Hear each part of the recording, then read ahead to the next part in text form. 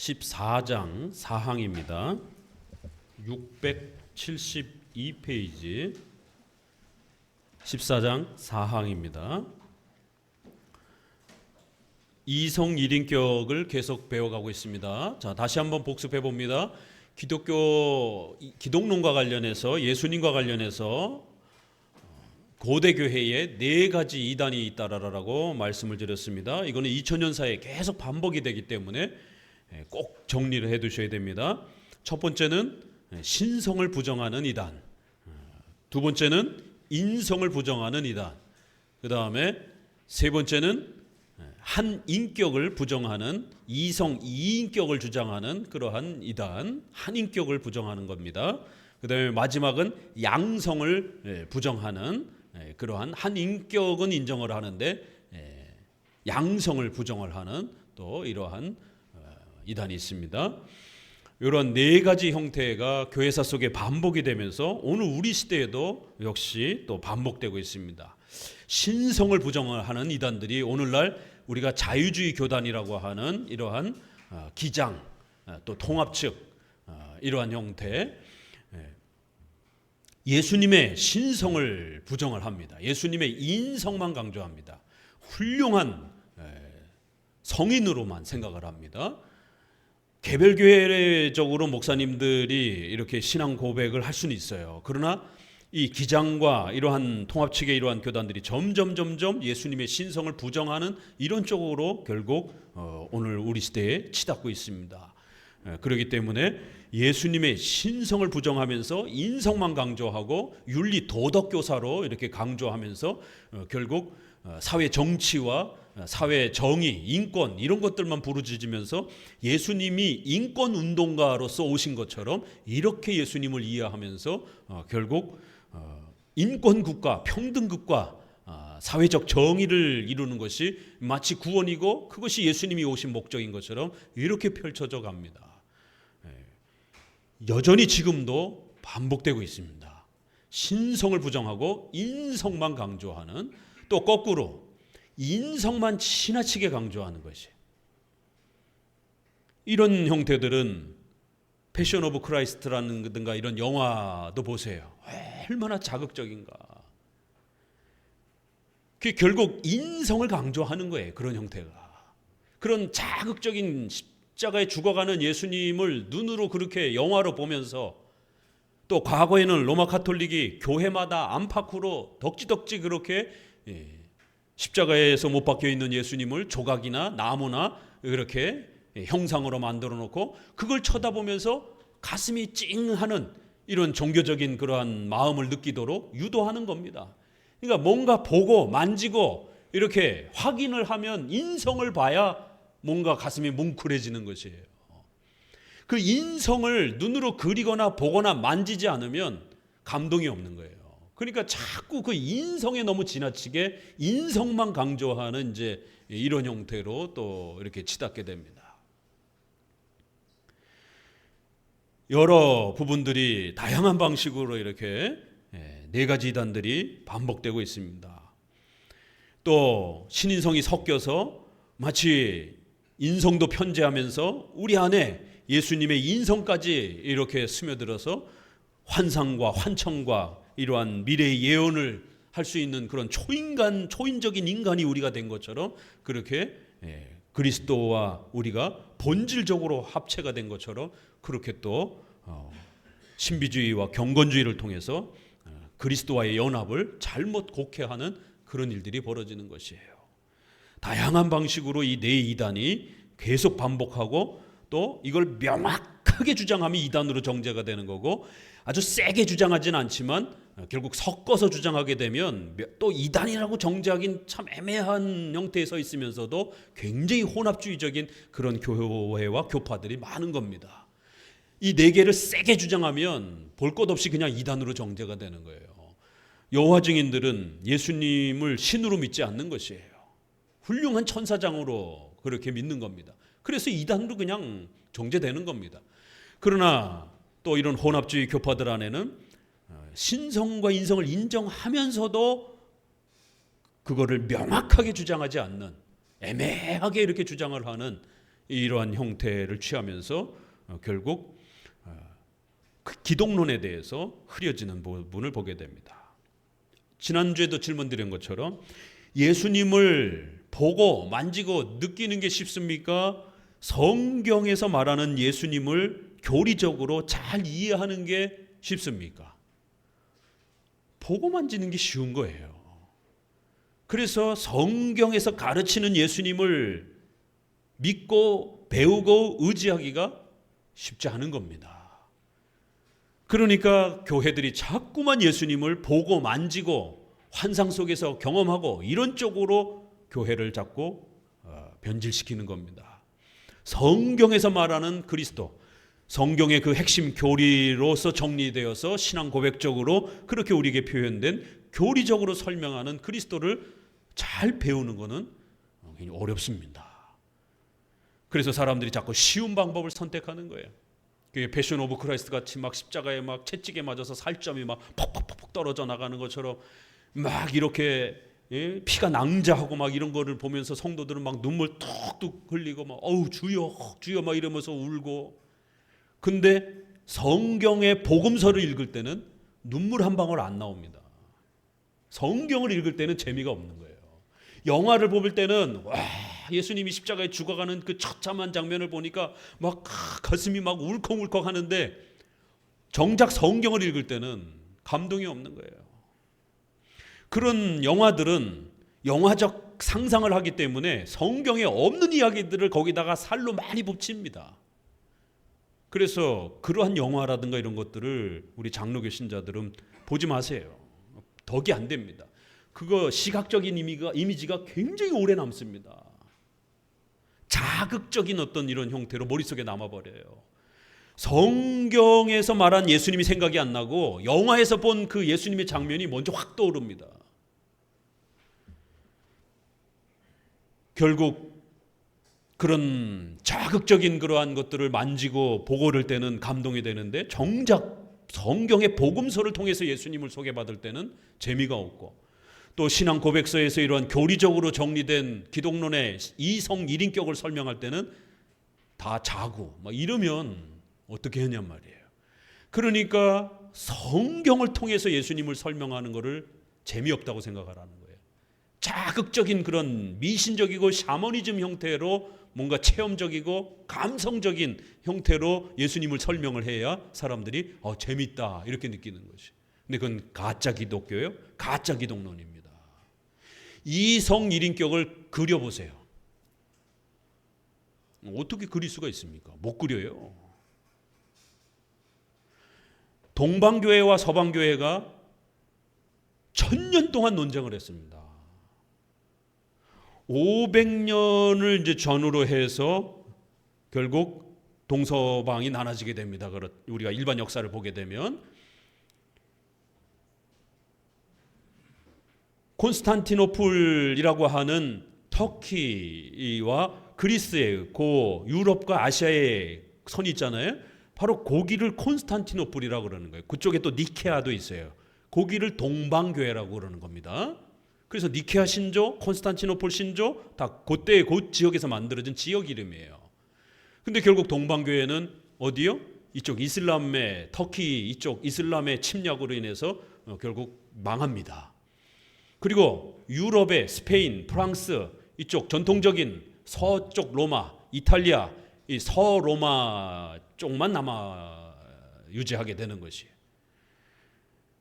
나라는 그렇게 두 쪽이 났다가 결국에는 동로마 쪽은 일찌감치 멸망을 하죠. 그러나 교회는 남아 있었어요. 그리스 정교회, 러시아 정교회 이런 정교회 형태로 동방교회의 모습들이 남아 있었기 때문에 교회는 여전히 존재했습니다. 그러다 보니까 이제 이 교회가 1000년 동안 논쟁을 하다가 결국 1000년도에 와서 완벽하게 쪼개지는 것이에요.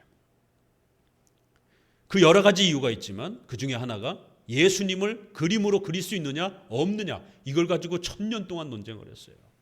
그러니까 성도들이 교회사를 모르니까 예수님 그림을 아무렇지도 않게 그냥 막 그려가지고 간직하고 사용하고 교회 안에서 교육 보조 자료로 그렇게 쓰는 것이에요.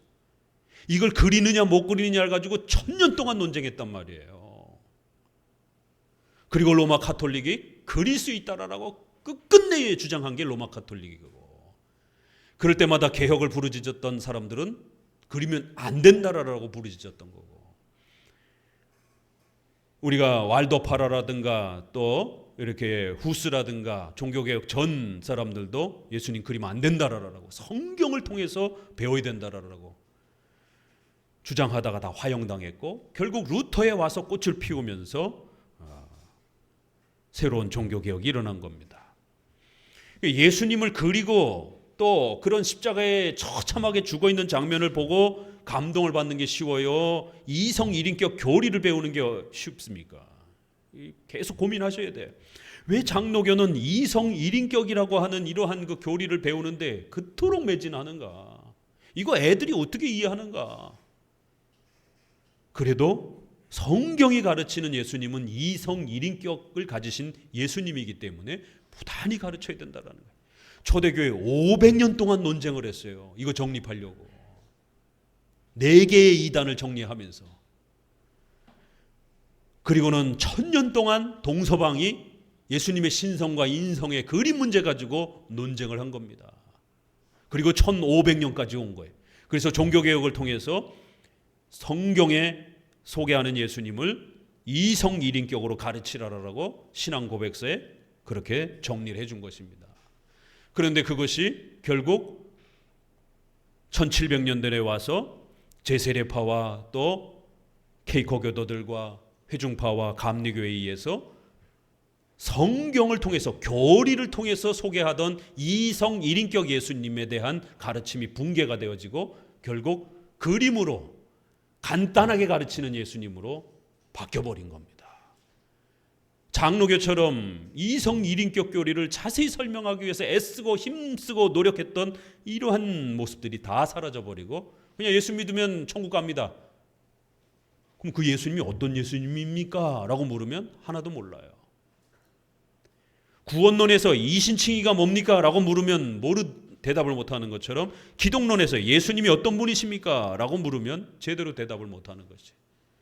근데 문제는 이제는 여호와 증인들도 예수님 믿는다고 그런단 말이에요. 일반 이단들도 예수님 믿는다고 그런단 말이에요. 어떤 예수님을 믿는지가 다르단 말이에요.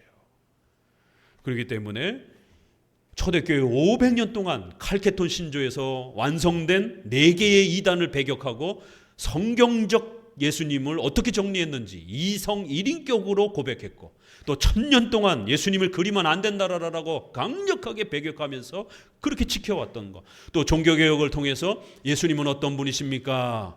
이성 일인격을 가지신 예수님, 그 하신 일이 무엇입니까? 선지자직, 제사장직, 왕직의 일을 하셨습니다. 그것이 사도신조의 내용인 것이에요. 그 내용을 알면 구원받는 거예요. 이거를 지난 500년 동안 장로교회는 지켜온 겁니다. 어떤 분들은 이 기독론을 이렇게 설명하면 이게 도대체 뭔 말이야 도대체, 이게 뭐 이렇게 어려운 걸 꼭 배워야 돼? 이럴 수 있으신 것이에요. 가장 기초적인 부분부터 우리가 이제 설명하면서 예수님을 통해서 우리가 구원받습니다. 1단계를 설명하는 거죠. 그러나 그것만 멈춰서는 안 되고 2단계, 3단계, 4단계로 더 깊이 들어가면서 성경에서 말씀하시는 예수님의 그 풍성한 예수님의 존재, 예수님은 어떤 일을 하셨는가 풍성히 배워가는 것이, 그것이 우리의 즐거움이 되어야 되는 거예요. 그러면서 우리가 믿는 예수님은 이런 분이구나 라고 이렇게 배워가는 것이, 예수님이 어떤 분인지 환상해서 봐야 경험할 수 있는 거 깨닫는 게 아니에요. 성경을 통해서 가장 기초적인 것, 예수님은 우리의 죄를 대속하셨고 그 예수님의 은혜 때문에 우리가 구원받습니다. 중환자실에 있는 분들한테는 그거라도 전해야 되는 거예요. 그래야 예수 믿어야 우리가 구원받고 예수님과 함께 천국에서 영생을 누립니다. 예수님 믿지 않으면 지옥 갑니다. 급한 그러한 분들에게는 그거라도 가장 간략한 1단계라도 전해줘야 되는 것이. 그러나 그렇지 않은 보편적인 경우에는 우리가 2단계, 3단계 또 예수님에 대해서 더 풍성한 이런 이성 일인격과 또 여러 삼직의 또 직무들과 이런 부분들을 풍성히 가르쳐가면서 우리가 믿는 예수님은 이런 분이구나 라고 성경을 통해서 계속해서 배워가는 겁니다. 어떻게 보면 지금 14장의 이런 부분들은 좀 지루해 볼 수도 있고 힘들 수도 있어요. 이해하는데. 왜냐하면 계속해서 이단들에 대한 그런 이야기들이 나오고 또 이성 1인격에 대해서 굉장히 어려운 표현들이 자꾸 이렇게 반복이 되다 보니까 그러나 계속 공부하셔야 됩니다.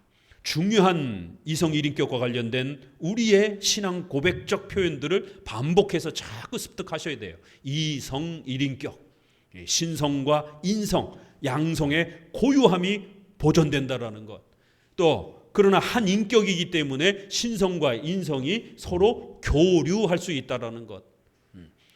그래서 속성 교류, 신성과 인성이 서로 이렇게 교차되어서 한 인격 안에 있기 때문에 그렇게 또 표현할 수 있다라는 거예요. 우리가 몸과 영혼을 가지고 있기 때문에 우리가 사랑을 할 때 내가 내 배우자를 사랑하면 안아주고 또 격려해주고 그러면 육체로도 이렇게 따뜻하게 안아주는 것도 사랑이지만 또 마음으로 이렇게 격려하고 이것도 사랑이 되는 거예요. 그게 같이 가는 겁니다. 그게. 그래서 강요에서도 이걸 어떻게 우리가 한 인격 안에 양성이 있고 그 양성이 서로 교차되면서 또 그렇게 활동한다는 걸 어떻게 이해할 수 있느냐?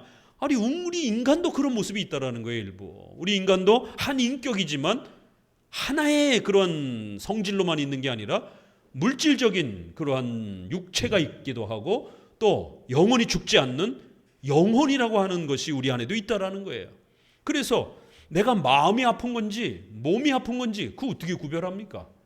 너무 깊이 연합되어 있기 때문에 마음이 아픈 게 또 육체도 아파요. 육체가 아프면 또 마음도 아프고. 그렇지만 육체와 영혼은 분명히 구별되어 있다는 것이죠. 같은 건 아니에요.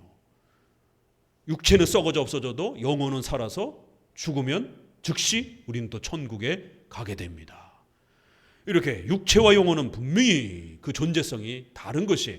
그러나 한 인격에 우리가 이렇게 있는 겁니다. 예수님이 한 인격의 신성과 인성을 각각 고유하게 섞이지 않고 고유하게 갖고 있다는 거예요. 그래서 복음서에 보게 되면 인성적인 활동도 있고 또 신성적인 활동도 있고 또 한 인격으로서 그리스도로 예수님으로서 그렇게 한 인격으로 활동하실 때도 있고 다양하게 표현해주고 있다는 거예요. 그래서 우리가 복음서를 읽을 때 조금 헷갈린다라는 겁니다. 요한복음이라든가 이런 데 보게 되면 예수님이 난 모른다 이런 표현들을 막 쓰신단 말이에요. 그럼 예수님이 모르시는 것도 있나? 막 이렇게 예수님 배가 고프시다. 그 제자들한테 양식을 준비해오라고 보내잖아요. 사마리아 여인하고 대화할 때 보게 되면 목마르다 이렇게 말씀하신단 말이에요. 예수님도 목이 마르신가? 예수님 인성을 가지고 계셨으니까 목이 마르신 것이에요. 배도 고픈 거고. 부활하고 나서 부활의 그 위대한 장면을 요한복음에 보게 되면 어떻게 멋있게 표현했느냐면 아주 논리적으로 엄청난 어려운 얘기로 막 이렇게 설명하지 않았어요. 예수님이 부활하시고 나셔서 그 부활에 실제로 인간의 몸이 부활했다라는 것을 아주 너무 쉽게 증명했습니다. 너무 쉽게 설명했어요. 요한이. 어떻게 설명했어요? 또 예수님이 아주 쉽게 제자들에게 가르쳤어요. 예수님의 몸이 부활했다라는 걸.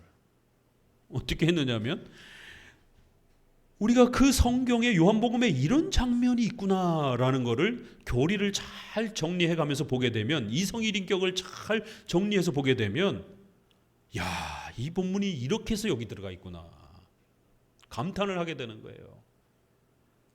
예수님이 십자가에 돌아가시고 나서 제자들이 실망을 하고 낙심을 한 상태입니다. 예수님이 죽으셨는지 이제 더 이상 없는지 사라지셨는지 제자들은 배우긴 했지만 아직 믿음이 연약하기 때문에 좌절하고 낙심되어 있는데 예수님이 오셔서 고기잡이를 도와줍니다. 그리고는 숯불을 피워놓고 생선을 굽는 것이. 거기 뭐 설명도 없어요. 그리고는 제자들을 앉혀놓고 얘들아 먹자. 밥 먹자. 그게 부활의 증거인 거예요. 인성의 고유성을 갖고 있기 때문에 밥을 드신 거예요. 그래서 제자들이 유령인가? 이게 예수님의 부활에 대한, 인성의 부활에 대한 부분을 제대로 믿지 못해서 유령인가? 도대체 누구지? 또 제자들은 예수님인가? 알쏭달쏭한 그런 여러 혼란 속에 제자들을 앉혀놓고 얘들아 밥 먹자, 같이 잡수시는 거예요. 인성, 예수님이 죽으셨지만 다시 그 인성이 부활하셔서 그 참된 몸이 부활했다라고 하는 것을 수만 마디의 말로 할 필요 없이 제자들 앞에서 제자들과 함께 얘들아 밥 먹자, 가짜로 먹은 게 아니라 진짜로 식사를 하셨단 말이에요. 같이 밥을 먹었단 말이에요. 인성을 갖고 계셨기 때문에. 예수님이 식사를 하시는 걸 자기들 눈앞에서 제자들이 보면서 아, 예수님 진짜 몸이구나. 아, 분명 얼마 전에 죽으셨는데 와, 정말 이렇게 우리랑 똑같이 밥을 먹고 물을 마실 수 있는 그런 육체로 부활하신 것을 실제로 그렇게 경험하게 된 겁니다. 그래서 우리가 천국에 가게 되면 거기 밥이 있을까요? 없을까요? 이게 성경은 유추해서 해석할 수 있습니다. 추론적 해석인 거예요. 추적할 수 있는 범위까지는 우리가 그렇게 해석해 갈 수 있는 겁니다. 어린아이들이 질문한 거죠. 천국에서는 뭐예요? 심심하게. 이 아이들이 묻는단 말이에요. 천국에서도 그러면은 밥 먹고 놉니까? 그런 게 있습니까? 천국에서 동물들과 이러한 여러 모습들이 우리가 식사할 수 있는 이런 부분들이 있을 수 있다라고 우리가 추론하는 거예요. 왜냐하면 에덴 동산의 그 모습처럼. 아이들이 천국에는 동물들도 있어요? 그럼 어떻게 대답해야 돼요? 이사야 보게 되면 사자굴에 손 놓고 장난쳐도 물지 않는 이런 동물들의 이야기가 나온단 말이에요. 그 사나운 짐승들이 인간을 더 이상 해치지 않는 그런 천국의 이런 예표적 모습들을 그렇게 소개합니다. 에덴 동산의 이러한 모습, 또 이사야의 이러한 예언, 계시록의 이러한 부분들 쭉 합쳐보면 천국에 우리는 인성을 갖고 있기 때문에, 육체를 갖고 있기 때문에 공간이 존재합니다. 시간은 영원하기 때문에 이제 지구가 같은 24시간의 개념은 아닌 거예요. 그렇죠? 그러나 공간은 분명히 존재한다라는 거예요. 우리가 육체가 있기 때문에. 그러면 그 육체를 가지고 뭐 하냔 말이에요. 예배하고 하나님을 찬송하는 장면이 나오고 또 비록 결혼은 없다라고 말합니다. 이렇게 여러 곳을 모아보는 거예요. 너희가 천사와 같이 그렇게 완벽해질 것이다 라고 말하면서 더 이상 결혼 제도는 없다라는 거예요. 그러나 남자는 남자대로 여자는 여자대로 고유한 인성의 개념이라는 게 이런 거예요. 그래서 예수님의 인성 개념을 우리가 잘 알아야 부활론에 가서도 이렇게 우리가 어떻게 부활할 것인지에 대해서 또 이렇게 연결해서 또 보게 되는 겁니다. 남자는 남자대로 여자는 여자대로. 그게 창조의 본질이기 때문에 제3의 성을 가진 형태로 창조되는 게 아니라 지금의 몸과 동일한 몸으로. 왜? 예수님이 갑자기 여자로 부활한 게 아니잖아요. 그 죽기 전에 남성의 그 모습이 그대로 부활하신 거란 말이에요. 그리고 잡수신 거예요.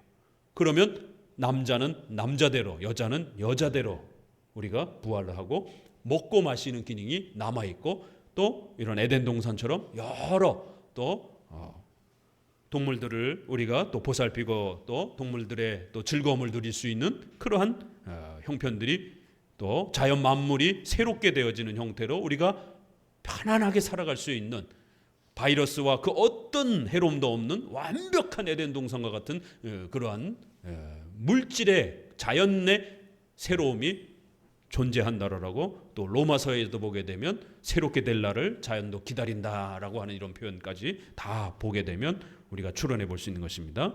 이렇게 그리스도의 인성의 고유성이라고 하는 건 이렇게 중요한 거예요.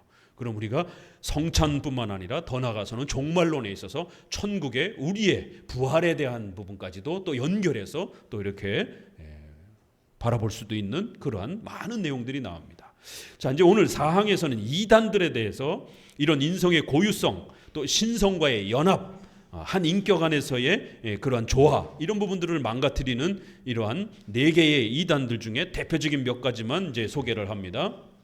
네스토리우스와 유티케스와 세르베투스의 오류들을 배척함. 여기에서 세르베투스는 칼빈 시대의 칼빈의 대적자입니다. 그래서 이 세르베투스 때문에 칼빈이 욕을 많이 먹잖아요. 칼빈이 죽였다라고. 삼위일체를 부정을 해서 이단으로 정죄가 됐고 결국 나중에 화형을 당하잖아요. 그래서 이제 많은 사람들이 개신교는 어떻게 교리가 다르다라고 사람을 죽일 수 있느냐, 칼빈은 살인자다 이렇게 해서 칼빈 치면 옛날에는 인터넷에 칼빈 지옥 갔다, 칼빈 살인자, 세르베투스를 죽인 살인자, 이게 제일 많이 떴어요. 말씀 보존학회라고 하는 이단들이 그렇게 칼빈을 욕하는 그러한 글들이 제일 먼저 상위에 검색이 됐습니다. 그렇지만 이제 우리 한마음교회 때문에 우리가 열심히 자료를 이렇게 오픈하고 또 이러한 SNS 작업들을 통해서 지금은 칼빈 치면 중고나라의 칼빈의 기독교 강요 책이 올라오고 있고 우리 한마음교회 칼빈에 대한 설명이 앞서거니 뒤서거니 하면서 올라옵니다. 여러분 일주일에 한 번씩 꼭 SNS 전도하셔야 돼요. 전도하셔야 됩니다. 오픈 전도든 온라인 전도든 열심히 하셔야 돼요.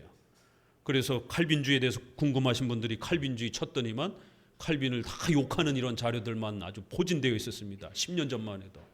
그래도 이제는 저희 한마음교회뿐만 아니라 또 몇몇 이러한 SNS에서 봉사하시는 그런 개혁주의 교회들로 인해서 칼빈 치면 그래도 칼빈에 대한 건강한 자료들이 앞부분에 이렇게 많이 배치가 됩니다. 거기에 첫 화면에 그렇게 우리 한마음교회가 또 이렇게 앞에 뜨기도 합니다. 그러면 우리의 자료들을 보면서 칼빈주의는 이런 거구나 그러면서 관심을 가질 수 있잖아요. 그러니까 여러분의 그러한 수고가, 헌신이 또 이렇게 개혁주의를 펼칠 수 있는, 또 소개해 줄 수 있는 좋은 헌신이 되는 겁니다. 많은 수고 안 돼도 얼마든지 우리가 또 이런 유형교회와 또 우리 이러한 좋은 개혁파 신앙을 전파할 수 있는 또 그러한 수고가 됩니다. 세르베투스가 바로 그런 인물이에요. 그리고 네스토리우스와 유티케스는 앞에 4이단에 해당되는 사람입니다. 교부시대 500년 전의 사람이에요. 시대가 달라요. 그래서 신성을 부정한 아리우스, 인성을 부정한 아폴리네리우스 목사, 한 인격을 부정한 네스토리우스, 양성을 부정한 유티케스 목사, 이렇게 4이단과 그 이단의 대표자 정도는 좀 기억해 두세요. 자, 독자들이 이 견해를 두 본성은 융합 또는 분리되었다고 생각해서는 안 된다. 이렇게 섞이거나 나눠지는 이 두 개념을 조심하라는 겁니다. 자, 칼케톤 신조에 섞이는 것 2가지, 분리되는 것 2가지로 4문장으로 경고했어요. 섞이는 거 뭐죠? 체인지. 각성이 서로 바뀌는 것처럼 오해하면 안 된다는 거예요. 체인지라는 단어를 썼어요. 그 다음에 혼동, 혼합, 이렇게 오해하지 않도록. 그러니까 섞이는 방식의 2 종류를 이야기한 거고, 그 다음에 피자를 우리가 이렇게 조각조각으로 나누는 것, 그래서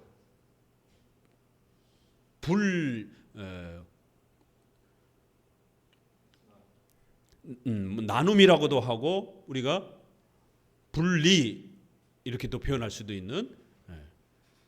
그래서 완전히 조각조각 나누는, 떼어놓는, 신성과 인성을 떼어놓는 것도 조심해야 되고, 또 신성과 인성이 그렇게 피자 조각 구별되듯이 그런 식의 또 분리 개념도 조심해야 된다라고 이렇게 하면서 분리 개념으로 두 가지 표현을 이렇게 경고를 했습니다. 그래서 여기는 크게 융합, 섞이는 것과 분리되는 이 두 개념을 신인성에서 쓰게 되면 큰일 난다라는 거예요. 독자들이 이 견해를 총명하게 적용한다면 아주 많은 곤란을 해결하는 데 큰 도움이 될 것이다.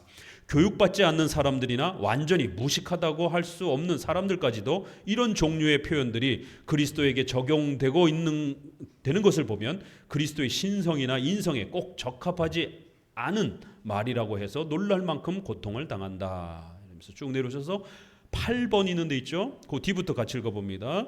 그렇지만 저 미친 듯이 날뛰는 사람들은 무엇이든지 뒤섞어 버린다. 그들은 그리스도의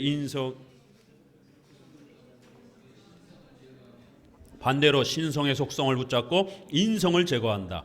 또 양성에 대해서 종합적으로 말해서 어느 한쪽에만 적용되지 않는 속성들을 붙잡고 두 본성을 모두 제거한다. 네 개의 이단이 이제 이렇게 신성을 제거한다든가 인성을 제거한다든가 또 한 인격을 제거한다든가 또 양성을 제거한다든가 이런 실수들을 하게 된다는 거예요. 많지 않아요. 4개밖에 없습니다. 요 4개가 계속 반복이 되니까 요 4개만 정확하게 정리해 놓으면 돼요. 그러면 적어도 요 4개의 방식만 우리가 피할 줄 알면 성경적인 기독론을 그래도 정확하게 이해할 수 있다는 겁니다. 맨 아랫줄 읽습니다. 그리스도께서는 하나님과 사람이시며 두 본성이 통일되어 있으나 이렇게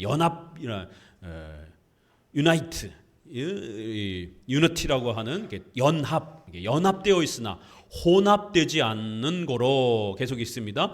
인성 때문이 아니라 인성에 의해서까지도 우리의 주시며 하나님의 참 아들이시다.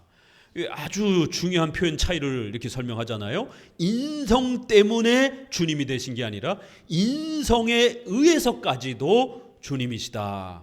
신성으로서 당연히 우리의 주님이신데 인성을 추가하여 신성과 인성을 가지셨어도 얼마든지 인성에 의해서도 인성이 추가되어도 역시 우리의 주님이시며 또 참 아들이시다라는 거예요.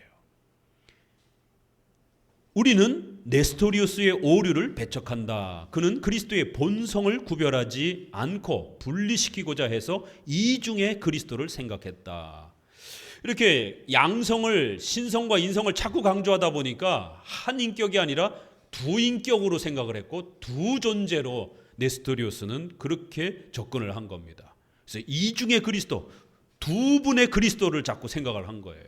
신적인 그리스도, 인간적인 그리스도, 이렇게 두 분의 그리스도가 있는 것처럼 이렇게 한 인격을 쪼개버린 거예요. 두 인격으로. 이런 실수를 한 겁니다. 성경은 분명한 음성으로 이 생각에 반대한다. 성경에는 하나님의 아들이라는 이름을 처녀에게서 나신 이에게 적용하며 그 처녀를 우리 주의 어머니라고 부른다. 누가복음 1장 43절. 그래서 우리 주의 어머니, 마리아의 뱃속에 있었던 예수님은 신입니까? 인간입니까? 계속 질문 드렸죠? 신인이라고 대답을 하셔야 되는 거예요. 그렇기 때문에 주의 어머니 마리아의 뱃속에 있는 예수님은 신이시고 인간이시기 때문에 마리아는 인간의 어머니일 뿐만 아니라 신의 어머니도 될 수 있다는 거예요. 왜요? 마리아의 뱃속에 있는 분은 신이니까. 그래서 주의 어머니라고 하는 이런 엄청난 표현을 쓴 거예요. 이게 이제 아베 그라티아 마리아, 아베 마리아 이렇게 줄여서 표현되어지기도 했던 표현입니다. 근데 이게 카톨릭에 의해서 마리아를 신성화하는 형태로 변질된 거예요. 과거에는 이 표현을 우리가 썼을 때는 종교개혁자들도 이 표현을 쓴 겁니다.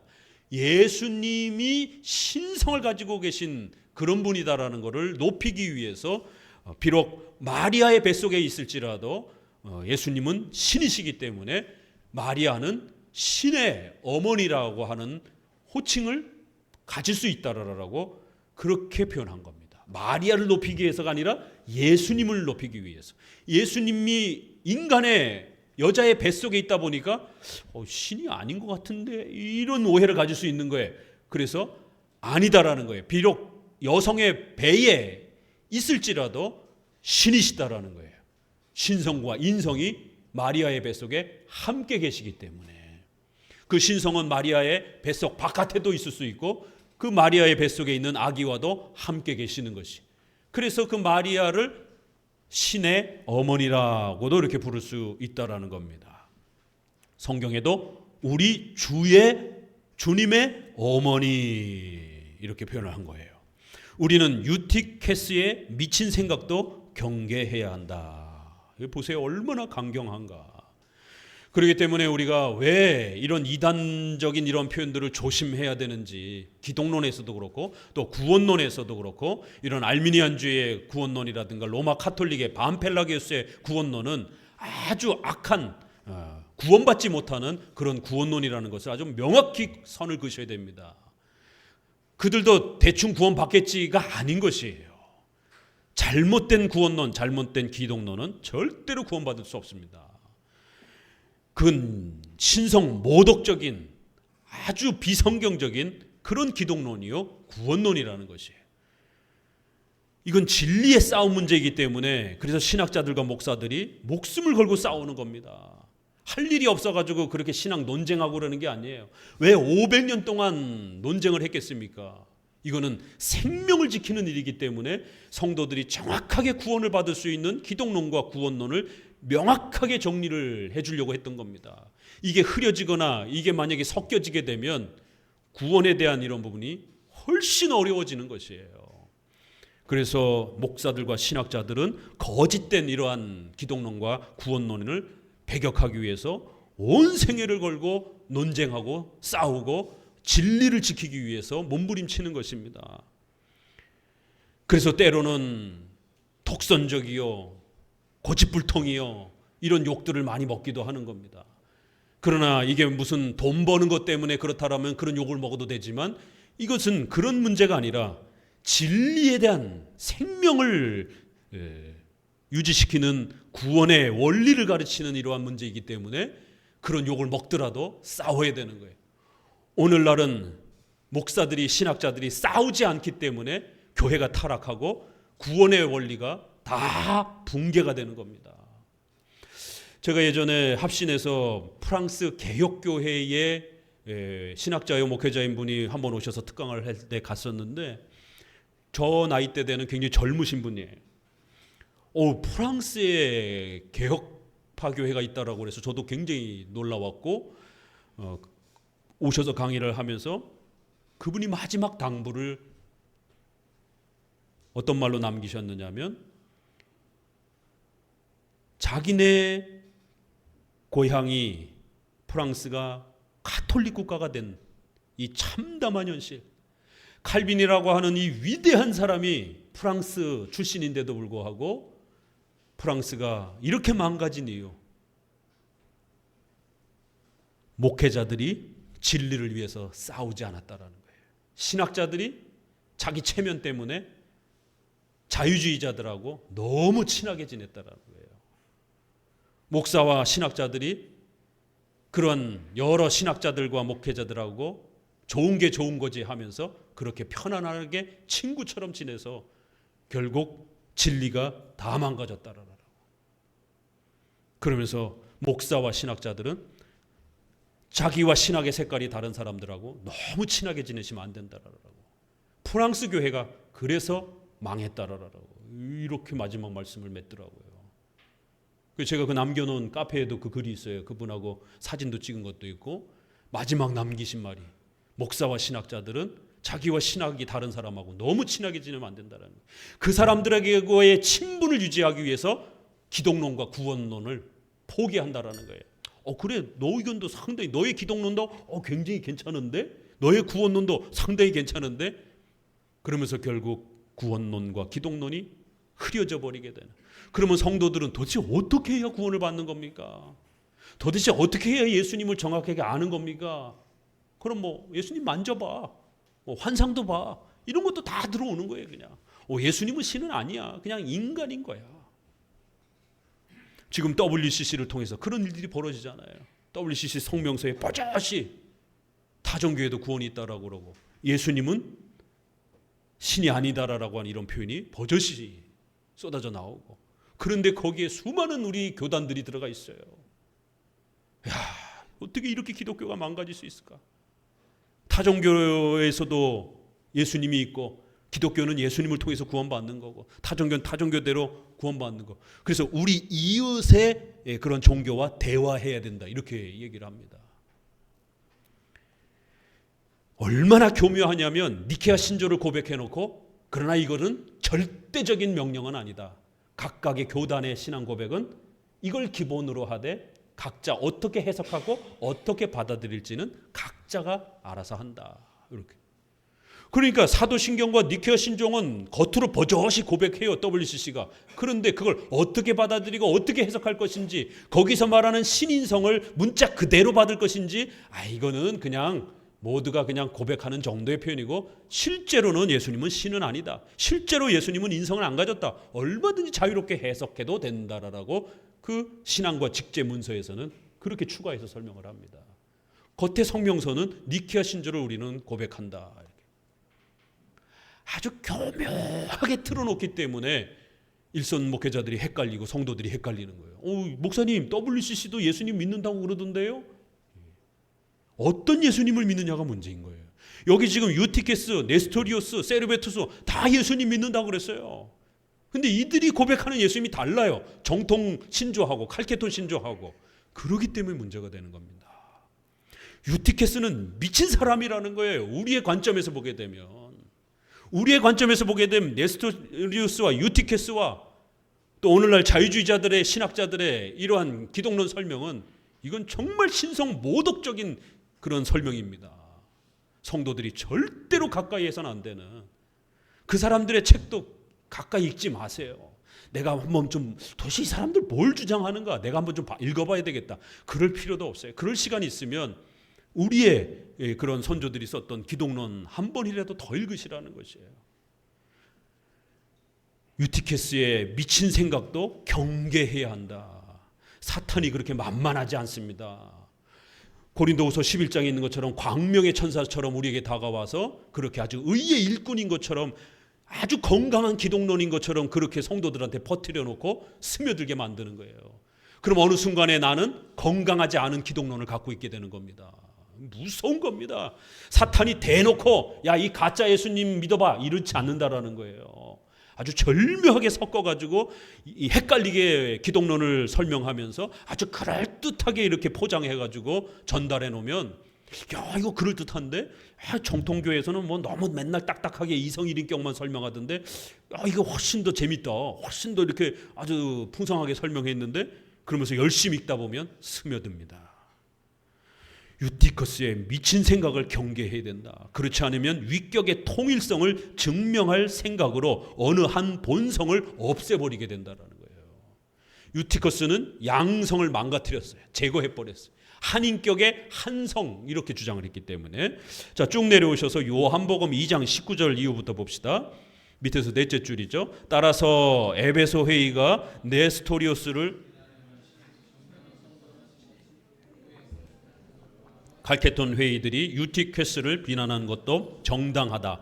그리스도의 두 본성을 혼합하는 것이나 분리하는 것은 모두 용인할 수 없기 때문이다. 이게 정통신앙이요 계보신앙이라는 거예요. 칼빈도 자기 혼자만 주장하지 않고 칼케톤 신조 그 다음에 381년에 이런 에베소 회의 451년에 칼케톤 회의라든가 이런 부분들을 따라서 거기에 토대를 해서 기독론을 이야기하잖아요. 그러면 적어도 여러분들도 마찬가지예요. 여러분들도 성경을 읽다가 또 여러 목회자들이 소개하는 그러한 기독론을 마구잡이로 받아들여서는 안 됩니다. 적어도 에베소, 콘스탄티누스, 칼케톤, 기독교 강요, 웨스민스터 신조에서 말하는 기독론을 따라서 여러분의 예수 그리스도에 대한 이해와 고백을 해석을 세워가셔야 되는 겁니다. 자유주의자들의 그런 예수님에 대한 설명이 아주 그럴듯해도 절대로 거기에 마음을 빼앗겨서는 안 돼요. 세계적인 신약학자, 바울 신학자라 해서 김세훈 박사가 얼마나 그렇게 한국에서 인기를 겁니까? 근데 세상에 지난번에 대통령 선거할 때 이재명 씨를 갖다가 고난받는 예수 그리스도와 같은 분이다. 이런 미친 발언을 했습니다. 세상에. 왜요? 그 사람 관점에서는 역사적인 이 예수님, 실제로 존재하셨던 이 예수님을 믿고 고백하는 게 그렇게 중요한 게 아니에요. 오늘날에도 대중을 위해서 희생하고 헌신하며 모범적으로 그렇게 뭔가를 인류의 어떤 독재와 이런 폭력을 해결하기 위해서 나름대로 사회적으로 그렇게 희생하고 헌신하는 사람이 있다면 그 사람이 예수다라는 거예요. 그래서 이재명 씨를 예수라고 그런 거고 고난받는 예수다라고 이렇게 얘기를 하면서 총신대 신약학교 교수였습니다. 결국 총신대에서 쫓겨나면서 지금 풀러 신학교에 가 있고 풀러 신학교에서 가끔씩 와서 관계적 칭의론, 유보적 칭의론, 칭의가 취소된다라고 하는 우리의 선행이 계속 유지가 되지 않는 그런데 세계적인 신약학자라고 이렇게 존경을 받는 거예요. 도대체 그를 존경하는 수많은 목회자와 성도들은 도대체 정신이 있는 겁니까 없는 겁니까? 2000년 전에 실제로 존재하시고 우리를 위해서 십자가에 죽으신 그 예수님을 믿고 의지하는 것을 별로 그렇게 중요하게 여기지 않아요. 이런 문제에 대해서 목소리를 내고 절대로 그 가르침을 받아들이면 안 된다라고 로마 카톨릭 칭의론이라라고 저분의 기독론은 아주 모독적인 기독론이라라고 외치고 비판한 사람은 몇 안 돼요. 신학자 중에. 저도 비판했다가 욕 바가지로 먹고. 그래도 신학자는 하나님 앞에 욕먹는 게 제일 무서운 것이지 성도들한테 욕먹는 게 그게 중요한 게 아니에요. 하나님 앞에 징계받는 게 제일 무서운 겁니다. 그래서 그리스도를 제대로 설명하지 않는 에베소, 칼케톤, 콘스탄티노플 신조화에서 결정된 그 기독론을 고집하지 않는 그런 목사들과 신학자들의 가르침에 대해서는 아주 철저하게 싸워야 되는 겁니다. 이거 오늘날 누가 읽습니까? 이거 일반 교회에서 칼케톤 신조 여러분 한 번이라도 읽어봤어요? 이러니까 문제인 거예요. 500년 동안 정리한 거고 종교개혁 시대의 기독론이 여기에 기초해서 기독교 강요가 이렇게 목회자들을 가르쳤는데 오늘날 성도들은 칼케톤 신조 한 번도 안 읽어봤어요. 구경도 못했어요. 이런 게 있는지도 몰라요. 그럼 도대체 교회에서 뭘 배우는 거예요 도대체? 교회는 예수님 배우려고 오는 건데 정작 이렇게 소중한 예수님에 대해서 정리한 내용은 한 번도 읽어본 적이 없어요. 이런 신조를 구경한 적도 없고. 이게 오늘날 교회의 현실입니다. 그래서 여러분에게 틈만 나면 또 이렇게 기독론이 돌아오면 여러분 또 카톡에다가 올려놓은 것처럼 칼케토 신조도 우리가 또 다시 한번 읽어보고 니케아 신조도 또 읽어보고 죽을 때까지 계속해서 반복해서 우리 선조들이 목숨을 걸고 이렇게 아타나시우스가 그 시대에 90% 이상들이 다 그렇게 신인 양성에 대한 부분들을 망가뜨리고 삼일체를 망가뜨린 그런 아리우스가 승리할 때에 결국 쫓겨났습니다. 그때는 국가와 교회가 거의 일치돼서 흘러가던 시대이기 때문에 왕실에서 월급을 주고 이런 역사가 있었기 때문에 아타나시우스와 이런 훌륭한 목회자들이 쫓겨나는 거예요. 그리고는 악한 목회자들이 나라의 목사들로 배치가 되는. 또 한 번은 그렇게 설득하고 열심히 가르쳐서 또 때로는 아리우스를 따르는 모든 반삼일체, 반이성일인격 주장했던 목사들을 전부 나라에서 쫓아내고 보수적 이러한 가르침을 소개하는 저와 같은 이런 또 분들이 아타나시우스가 또 한 번은 그렇게 또 세워지기도 했다가 지면 죽는 거예요. 지면 쫓겨나는 거예요. 추방당하는 거예요. 생애를 걸고 싸웠던 겁니다. 그래서 그 시대는 아타나시우스 혼자서 그 수많은 적들하고 싸웠다라고까지 이렇게 교회사에 이렇게 기록될 정도로 수많은 목회자들이 정신이 나가가지고 유티커스와 이러한 네스토리우스를 따르는 이런 정신 나간 짓들을 했다란 말이에요. 그럴 때에 하나님 앞에서 아타나시우스 같은 아타나시우스 신조 있죠? 네. 그건 이제 어거스틴이 작성한 걸로 많이 추론이 되지만 이제 아타나시우스가 했던 그 가르침들을 그대로 계승해서 어거스틴이 잘 더 정리한 어거스틴의 신조로 많이 알려져 있습니다. 그러나 교회사 속에 아타나시우스 신조로 훨씬 더 이렇게 많이 이렇게 또 불리기도 해요. 이렇게 해서 아타나시우스 신조와 같은 이러한 훌륭한 목회자가 겨우 그렇게 그 시대에 홀로 서서 싸웠기 때문에 이런 귀한 신조가 우리에게 후손들에게 남아 있는 겁니다. 여러분이 지금 읽는 이 신조들은 우리 선조들이 목숨 바쳐가지고 그렇게 지켜낸 것들입니다. 5항, 그리스도는 영원 전부터 하나님의 아들이시다. 그러나 현대에도 그들에게 같이 읽습니다. 못지않게 흉악한 괴물 미가엘 세르베투스가 나타났습니다.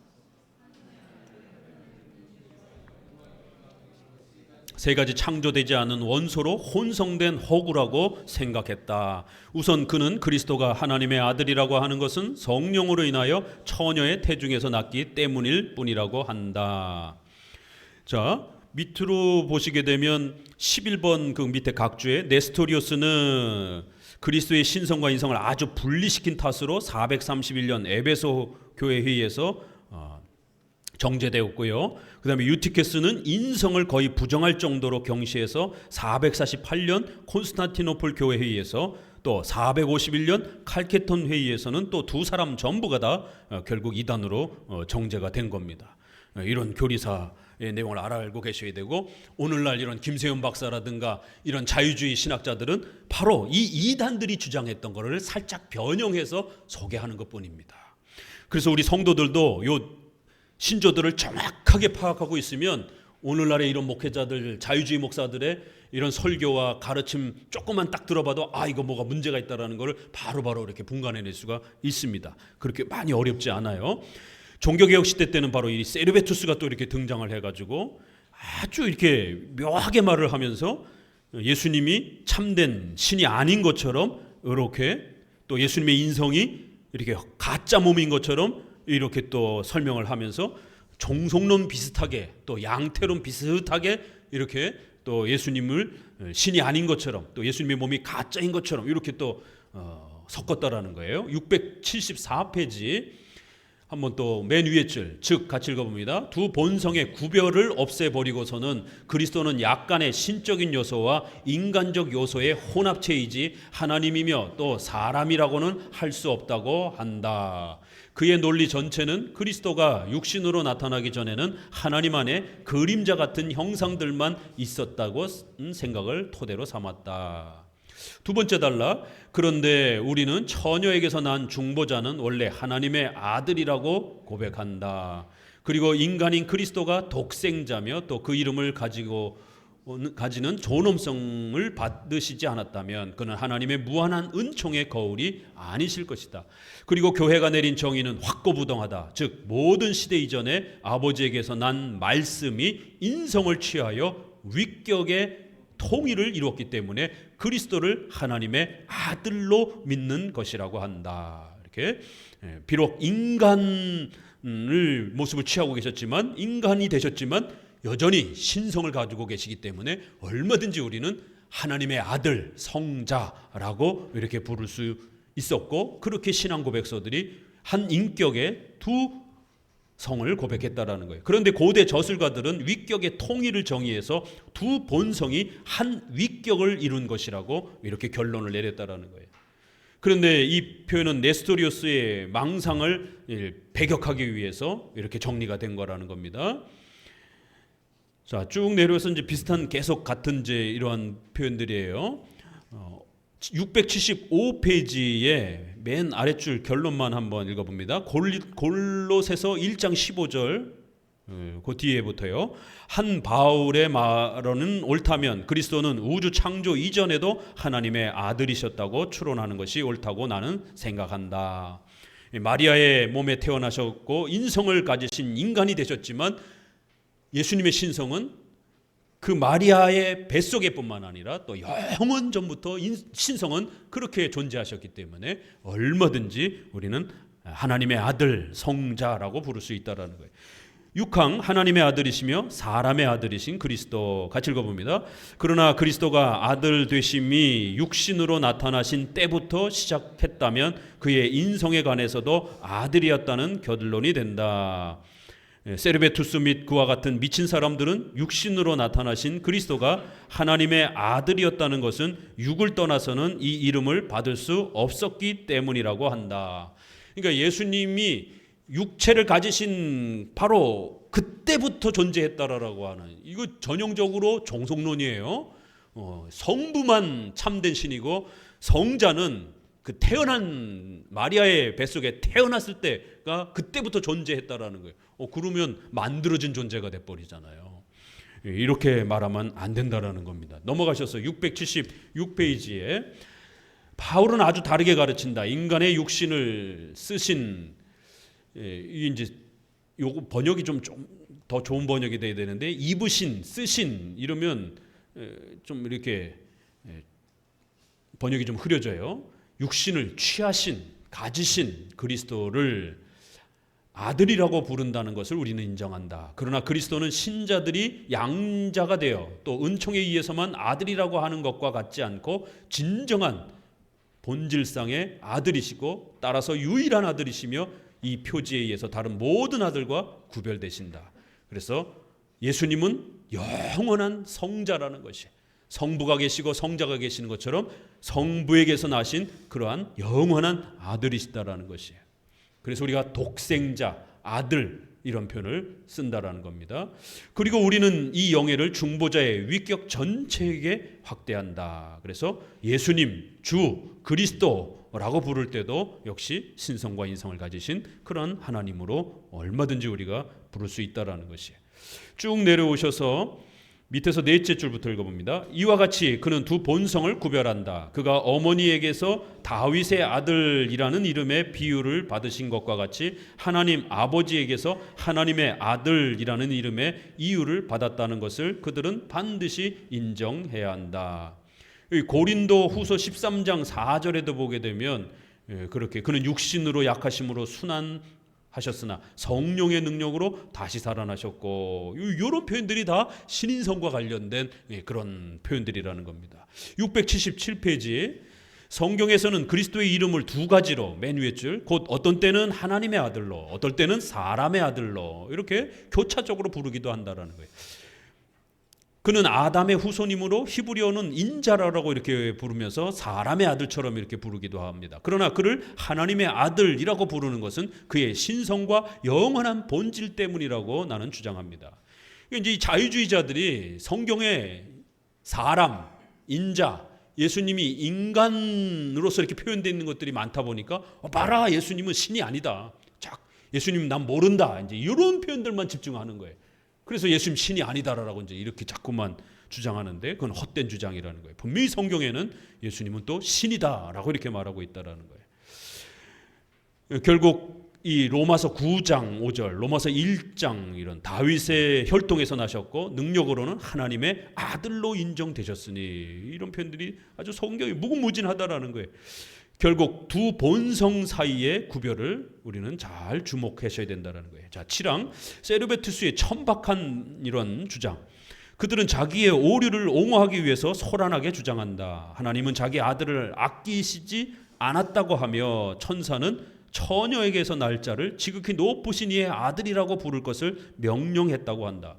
이게 보세요. 로마서 8장 32절, 누가복음 1장 32절 2절을 아주 이렇게 교묘하게 틀어서 설명을 하니까 일반 성도들이 이런 설교를 들으면 아주 그럴듯한 겁니다, 이게. 그러나 그들이 자기들의 논리가 얼마나 타당한가를 우리와 함께 잠깐 숙고한다면 이런 무익한 항의를 자랑하지 못하게 될 것이다. 보수주의 신학자들하고 논쟁을 붙여보는 거예요. 그러면 정말 누구의 설명이 더 건강하고 올바른지를 금방 표가 난다라는 겁니다. 이런 사람들은 또 성도가 대적할 수는 없잖아요. 변증할 수는 없잖아요. 그래서 우리가 신학자가 필요한 겁니다. 또 잉태된 이를 아들이라고 부르니 그는 잉태된 때부터 하나님의 아들이 되기 시작한 것이라고 하는 이 결론이 옳다면, 요한이 그리스도는 생명의 말씀이며 저희가 손으로 만졌다 함으로 그리스도는 육신으로 나타나신 때에 말씀이기 시작하셨다는 결론이 될 것이다.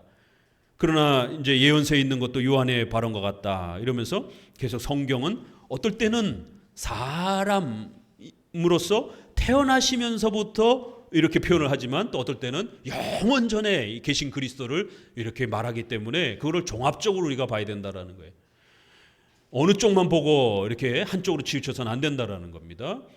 미가서라든가 이렇게 돼 보면 그의 근본은 상고요, 태초요 이런 표현, 그리스도와 관련해서 영원 전부터 계셨다라고 하는 이런 표현들. 위에서 셋째 줄, 우리는 이중에 그리스도를 공상한 네스토리오스를 찬성하지 않으며 그리스도는 우리와 형제이신 인연으로 우리를 자기와 함께 하나님의 아들들로 만드셨다는 것이 우리의 주장이라고, 우리에게서 육신을 받으신 그리스도는 그 육신에서 하나님의 독생자이기 때문이다. 이렇게 한 세네 줄 아래서 그 17번이라고 한 그 번호 옆에, 그러므로 그는 육신에서 태중에서부터도 이와 같이 훌륭히 장식된 하나님의 아들이시었다. 그러나 우리는 그의 통일된 인격에 어떤 혼합이 있어서 그의 신성에 속한 것을 제거했다고 상상해서는 안 된다. 또 하나님의 영원한 말씀이신 그리스도는 두 본성이 한 위격으로 통일되어 있기 때문이다. 계속 비슷한 표현이 결론으로 반복이 되는 거예요. 그 다음 단락 같이 읽어봅니다. 세르베투스의 다른 중상도 우리를 괴롭히지 않는다. 그리스도가 육신으로 나타나시기 전에는 상징적인 의미 이외에는 그를 하나님의 아들이라고 부른 것이 없다고 그는 말한다. 그러나 그리스도에 대한 묘사가 그때는 다소 희미했지만 그가 영원한 하나님이 낳으신 말씀이었다는 오직 이 이유 때문에 영원히 하나님이셨다는 것이 분명히 증명이 된다. 이렇게 성경의 이러한 표현들을 통해서 이렇게 서로 바라보는 관점이 좀 차이가 있는 거예요. 그렇지만 우리 보수주의에서는 얼마든지 그리스도께서 영원 전에 태어나셨고 또 영원 전부터 하나님의 아들이셨다라는 표현들이 또 추론을 통해서 삼일체가 문자적으로는 없지만 얼마든지 우리가 읽어낼 수 있는 것처럼 그리스도의 또 이러한 영원 전에 존재하신 것에 대한 구약적인 표현들도 우리가 많이 읽어낼 수 있다라는 것입니다. 이게 왜냐하면 예수님이 신약에서 태어나셨다라고 이렇게 복음서에서 시작을 하니까 예수님은 마치 만들어진 존재처럼 자꾸 오해를 하는데, 우리가 구약을 보게 되면 예수님은 인성을 취하여 태어나시기도 전에 벌써 구약에서도 그렇게 많이 활동하셨고 또 구약에서도 영원 전에 존재한다라고 하는 이런 표현들이 얼마든지 그리스도에 대해서 소개된다라는 거예요. 파랑 세르베투스의 주장을 종합적으로 소개하고 반박함 이러면서 결국 이제 세르베투스가 한 말에는 무서운 조짐이 많으며 거기 찬성하는 사람은 아마 없을 것이다 이러면서 결국 이러한 주장들은 옛날 마니교도들도 같은 공상을 했다. 이게 결국 이단의 족보가 있는 겁니다. 이렇게 같은 주장들을 하는 거예요. 어거스틴과 칼빈과 우리의 족보가 있는 것처럼 이 반대자들은 꼭 어거스틴을 따라하지 아니하고 그때 당시에 이단으로 정제되었던 네 개의 이단을 또 이렇게 쫓아가면서 마니교도라든가 또 말시온이라든가 몬타니즘이라든가 아리우스라든가 또 사벨리우스라든가 이런 이단들을 쫓아가는 거예요. 자, 넘겨보시게 되면 680페이지 이제 거의 비슷한 반박들이 계속 반박이 되어서 밑에서 여섯째 줄 22번 곡 있죠. 같이 읽어봅니다. 그리스도의 육신은 하나님과 똑같은 본질로 되었고 육이 하나님으로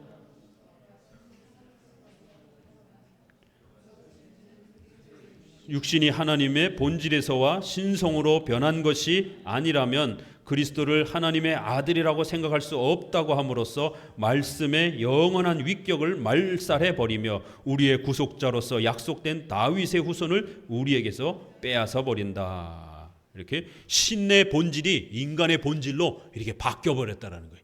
또 이런 말을 또 이렇게 또 하는 거예요. 이러면서 신성을 버리기도 하고 인성을 버리기도 하고. 자, 쭉 넘어가셔서 결국 681페이지에 위에서 여섯째 줄 정도. 자, 결론입니다. 정신이 건강한 독자들은 같이 읽습니다. 이 요약을 읽고 이 더러운 개의 간교한 도피적 언사가 구원의 희망을 완전히 소멸시켰다는 것을 깨달을 것이다. 만일 육신이 신성 자체라면 그것은 신성의 성전이 아니겠기 때문이다. 아브라함과 다윗의 후손으로 나서 육신으로는 참 사람이었던 분만이 우리의 구속자가 될 수 있다. 세르베투스는 말씀이 육신이 되었다는 요한의 말을 자기 입장의 기초로 삼지만 이것은 사악한 짓이다. 이 말은 네스토리우스의 오류에 대항하는 동시에 유티커스의 불경건한 조작도 지지하지 않는다. 요한의 유일한 목적은 두 본성이 통일된 위격을 이루었음을 선언하는 것이었기 때문이다. 왜 칼빈이 이렇게 강경하게 미친 짓이다, 신성 모독적이다 라고 이렇게 비판하냐면 이 더러운 개의 간교한 이러한 도피적 언어는 우리의 구원의 희망을 완전히 소멸시키기 때문에 그런 거예요. 기독론이 흐려지고 구원론이 흐려지게 되면 구원 못 받습니다. 그래서 정신 바짝 차리고 성경적인 우리 고대 신조의 기독론들을 지켜가셔야 됩니다. 우리 니케아 신조 카톡에 보내드린 거 한번 읽어보면서 마무리를 해봅시다. 325년에 니케아 신조가 있고 381년에는 조금 더 확대해서 니케아 콘스탄티노플 신조가 있습니다. 니케아 신조 같이 읽어봅니다. 저는 유일무이하시고 전능하시며 천지와 모든 보이는 것과 보이지 않는 것을